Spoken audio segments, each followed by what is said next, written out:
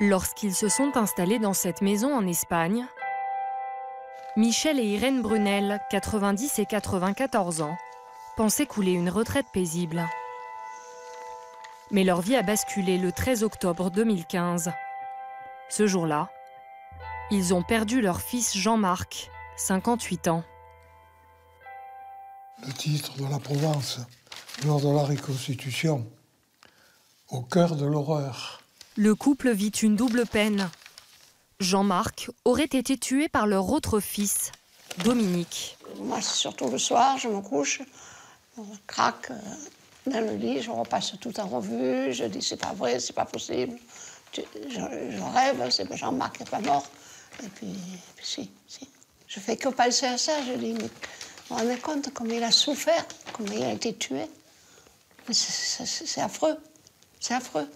Tout est par terre. Tous nos projets sont anéantis. Aujourd'hui, Dominique Brunel, 64 ans, est soupçonné d'avoir prémédité le meurtre de son frère cadet. Ce commerçant et père de famille a priori sans histoire l'aurait tué pour faire main basse sur l'argent de la famille. Le drame s'est joué à Châteauneuf-du-Pape, dans le Vaucluse. Début octobre 2015, Jean-Marc héberge pour quelques jours son frère aîné Dominique chez lui, dans cette villa où il vit seul. Dominique, qui est installé au Panama depuis 20 ans, a pour habitude d'y rester lorsqu'il est de passage en France. Durant ce séjour, les deux frères passent peu de temps ensemble. Dominique occupe la maison le plus clair de son temps. Jean-Marc travaille. Au bout de 3 jours sans nouvelles, la compagne de Jean-Marc, qui vit à 100 km de là, s'inquiète. Elle tente plusieurs fois de le joindre, et c'est finalement Dominique qui la rappelle. Bouleversée par ce qu'il lui annonce, elle prévient immédiatement Michel et Irène Brunel. Il lui a dit « Oh, il est parti. Tu le verras plus parce qu'il est parti en Ukraine avec une nana. » Alors ça va, elle m'a appelé affolée. J'ai dit « Mais Bernadette, c'est pas vrai, c'est pas possible. » Alors on l'a appelé, nous, Dominique. Et qu'est-ce qu'il vous a dit? Eh bien, pareil. Il avait précisé aussi qu'il l'avait accompagné à l'aéroport de Marseille. Nous l'avons cru que d'autant plus Dominique nous a fait passer par mail ou par fax, je ne sais plus, des copies de réservation d'hôtel et une copie de location de voiture sur place. Les explications de Dominique ne les apaisent que brièvement, car quelques jours plus tard, un événement va venir mettre à mal sa version. Ce mardi-là, comme elle en a l'habitude, la femme de ménage de Jean-Marc se rend à la villa.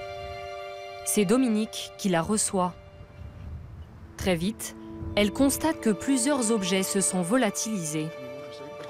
À l'entrée, il y avait un grand miroir. Dès qu'on connaît la maison, c'est un miroir dont on ne passe pas inaperçu. Ça n'y était plus. Il y avait une grande télé qui avait disparu aussi, avec un ancien meuble de valeur aussi. Et puis, je vois que le tapis n'était plus là.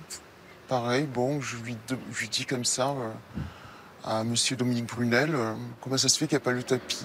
Il me dit, Jean-Marc, il est en train de se débarrasser de toutes ses affaires.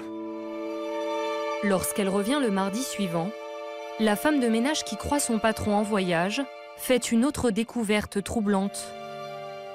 Il y avait tous les papiers sur le bureau. Il y avait sa pièce d'identité, il y avait les cartes bancaires. Quand on part pas sans son portefeuille, sans ses documents. Et là, je commence à paniquer. Et son frère est arrivé dans les 5 minutes qui ont suivi et qui m'a dit, vraiment de colère, hein, vous mêlez des choses qui ne vous regardent pas. 3 fois vous. Là, j'ai eu peur. J'ai eu très peur même. La femme de ménage, très inquiète, alerte les parents. Ces derniers demandent à Dominique, qu'il ne soupçonne de rien, de signaler la disparition de son frère à la gendarmerie. L'homme joue le jeu. Mais lorsque les gendarmes se présentent au domicile le lendemain, Dominique a disparu et la voiture de Jean-Marc n'est plus là. Les enquêteurs fouillent alors la maison de fond en comble et découvrent des traces de sang. Ils interrogent le voisinage et recueille le témoignage d'un maçon qui dit avoir coulé du béton quelques jours plus tôt dans le puits de la demeure. Les gendarmes font casser la dalle fraîchement coulée. Au fond du puits, 2 housses mortuaires renferment le corps de Jean-Marc Brunel. Ses mains sont attachées, sa tête est recouverte d'un sac poubelle noué à la nuque. L'homme de 58 ans serait décédé quelques jours plus tôt. L'autopsie révèle qu'il aurait reçu de nombreux coups à la tête et serait mort asphyxié. Jérémy Martinez est le maçon qui a coulé la dalle. À l'époque, il effectue des travaux chez les voisins lorsque Dominique vient lui demander ce service. Voilà, le puits se trouvait derrière l'arbre, là. C'est là qu'on a coulé à peu près 5 brouettes de béton. Il nous a dit que dès qu'il pleuvait, là, les feuilles allaient dedans et pour les nettoyer, là, quand il les ramassait, il y avait toujours la terre, tout ça. Donc là, on lui a proposé de descendre au fond pour finir proprement le béton, le lisser un coup. Et puis il nous a dit que ça restait qu'un puits. On a laissé comme ça, quoi. Face au maçon, Dominique se serait fait passer pour le propriétaire et semble détendu. On s'est accoudé autour du puits, discuté de la villa, de la vue sur le château. Il nous a raconté l'histoire de sa maison, que c'était un héritage, la superficie du terrain. Voilà, il nous a parlé alors que son malheureux frère était enterré sous le puits, quoi. Et une personne vraiment très sereine. Et c'est vrai que quand on y repense, c'est ce qui est le plus choquant, quoi. Les gendarmes partent à la recherche de Dominique et découvrent qu'il a pris la fuite dans la nuit, 48 heures avant la découverte du corps. À 2 heures du matin, il est flashé au volant de la voiture de son frère en direction de l'Espagne. Quelques heures plus tard, le véhicule est retrouvé à l'aéroport de Madrid grâce à la vidéosurveillance. À l'intérieur, des traces de sang. Dominique a pris l'avion pour le Panama. Un mandat d'arrêt international est lancé. Que s'est-il passé? Qui sont ces 2 frères qu'apparemment tout oppose? Issus d'une famille de riches commerçants avignonnais, les 2 hommes ont pris des chemins bien différents. Dans la famille, Dominique l'aîné aurait toujours été le mal-aimé. Jean-Marc son cadet, l'enfant prodige. Dès l'âge de 18 ans, ce dernier a travaillé dans l'entreprise familiale, une société d'import-export en fromage. Il en a repris la direction à la retraite de ses parents dont il est très proche. Jamais marié, sans enfant, Jean-Marc est décrit par son entourage comme un homme discret et travailleur. Selon Dominique Tadei, son ami et ancien collègue, Jean-Marc et son frère se voient rarement. Mais personne n'aurait jamais constaté d'animosité entre eux. Il me parlait à contrario, si vous le voulez. Il me disait, moi, on est 2 frères, moi je m'occupe beaucoup de mes parents, moi je m'occupe de l'entreprise. Il y avait toujours l'absence énorme du frère. Dominique, c'était l'absent, celui qui était loin, mais il n'en parlait pas en mal. Dominique, lui, après des études d'architecture, un premier mariage et 2 enfants, a refait sa vie au Panama avec sa 2e épouse. Là-bas, il a monté plusieurs sociétés sans jamais rencontrer le succès escompté. Dominique aurait un goût très prononcé pour l'argent depuis toujours, d'après Michel et Irène Brunel. Alors que les 2 frères étaient encore jeunes, ils auraient perçu 500 000 € chacun et des biens immobiliers en donation. Selon eux, Dominique aurait tout dilapidé en seulement quelques années. Dès qu'il avait 4 sous, on achetait la voiture, on achetait les belles voitures. On partait, on allait à l'hôtel, on allait dans les grands hôtels. Voilà, c'était un flambeur. À des sous, vous pouviez lui en donner. Il savait s'en servir. Hein. En 2013, alors que Dominique est au Panama, les parents décident de couper les ponts. On recevait, tu pourrais pas m'envoyer 20 000 €, 15 000 €, parce que si, parce que ça. Et comme on était niais, chaque fois, on envoyait un peu.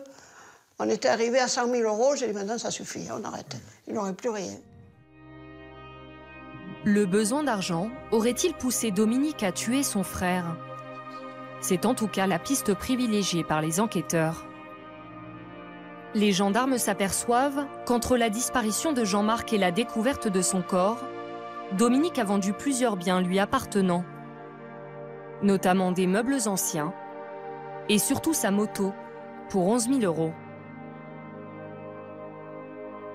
L'homme de 64 ans a même ponctionné plusieurs milliers d'euros sur les comptes de son frère, domicilié dans cette banque, en usurpant son identité. En décembre 2016, après 1 an de cavale, Dominique est finalement arrêté chez lui au Panama. Il n'oppose aucune résistance. Il est ramené en France, où il est placé en détention au centre pénitentiaire d'Avignon. Lors de son audition devant le juge, Dominique nie avoir tué son cadet volontairement. Il raconte que le soir du 13 octobre, lui et son frère avaient bu et qu'une altercation a éclaté. Le ton serait vite monté. Jean-Marc s'est levé, menaçant, me disant de partir et j'ai eu peur. J'ai pris la barre de fer tout en me levant et je l'ai frappé au niveau de la tempe. Je n'ai pas tué mon frère. C'est la finalité d'une bagarre. Dominique reconnaît avoir pris l'argent de son frère, mais pour, dit-il, récupérer une dette qui remonterait à un ancien business commun de revente d'objets en tout genre, comme des pièces d'antiquaires ou même des masques à gaz. Selon son avocate, maître Nadia El Bouroumi, la version de son client est cohérente. Il ne comprend pas qu'aujourd'hui, on puisse imaginer pour une 20 000 € ou 15 000 € il ait pu assassiner son frère. Il vivait avec son épouse, ils avaient des conditions financières qui étaient normales. Rien ne justifie qu'on mette en place un plan pour assassiner son frère pour 20 000 €. On n'est pas endetté au Panama, on n'a pas de difficultés financières, on n'est pas recherché. Il n'y a rien qui justifie. Dominique aurait-il alors imaginé récupérer l'héritage familial en éliminant son frère? Son épouse, qui vit toujours au Panama, a accepté de répondre à nos questions par visioconférence. Selon elle, Dominique ne roulait pas sur l'or, mais s'en accommodait. C'est vrai que Dominique n'était pas quelqu'un de très économe. C'était un bon vivant, qui aimait bien manger, et pour ça il ne se privait pas. Mais il n'a jamais gaspillé son argent en loisirs ou en caprices. Ça non. Nous gagnons notre vie grâce à mon travail, et lui grâce à ses affaires. Il n'avait pas de problème d'argent? Non, non, pas du tout. J'ai vécu 13 ans avec lui. Ce qui est soi-disant arrivé, c'est complètement impossible. C'est impossible. Pourtant, l'instruction s'oriente aujourd'hui vers un meurtre avec préméditation. Un élément intrigue particulièrement la justice, les housses mortuaires, dans lesquelles a été retrouvé le corps de Jean-Marc. Selon maître Louis-Alain Lemaire, l'avocat des parents, ces housses suffisent à démontrer que Dominique avait tout planifié. Il est parti du Panama pour venir tuer son frère. Voilà. Il avait fait des commandes de sacs mortuaires aux États-Unis, il est venu avec. Ça ne peut pas être du tout un accident. Je veux dire, oser prétendre ça aujourd'hui, c'est aller à l'encontre de tous les éléments les plus évidents de ce dossier. Pour l'avocate de Dominique, il s'agirait là encore d'une histoire de business entre les deux frères. On tente de nous expliquer que la préméditation repose sur la présence de sacs mortuaires que Dominique Brunel a achetés. Comme je vous l'ai indiqué, les deux frères avaient des rapports commerciaux dans lesquels il y avait des opérations qui se faisaient de revente d'objets. Et dans le cadre de cette revente d'objets, il y a eu l'achat de ces housses mortuaires qui semblerait soit moins chères sur le territoire américain et qu'il y avait la volonté de revendre sur le territoire français parce qu'on pouvait faire une plus-value importante. C'est dans ces circonstances que l'achat s'est fait. Si le meurtre avec préméditation est retenu, Dominique risque la prison à perpétuité. Pour ses parents, ce serait un soulagement. On n'a plus longtemps à vivre. Et je veux, avant de partir, que tout soit réglé. Voilà, c'est tout. Nous faisons des efforts importants de façon à tenir le coup encore un peu pour pouvoir assister à sa condamnation. Notre souhait, c'est qu'il soit puni pour ce qu'il a fait, et puni de façon sévère. Pour le couple de nonagénaires, la justice ne sera de toute façon jamais totalement rendue. Qu'il soit condamné ou non pour le meurtre de son frère, Dominique finira par toucher leur héritage.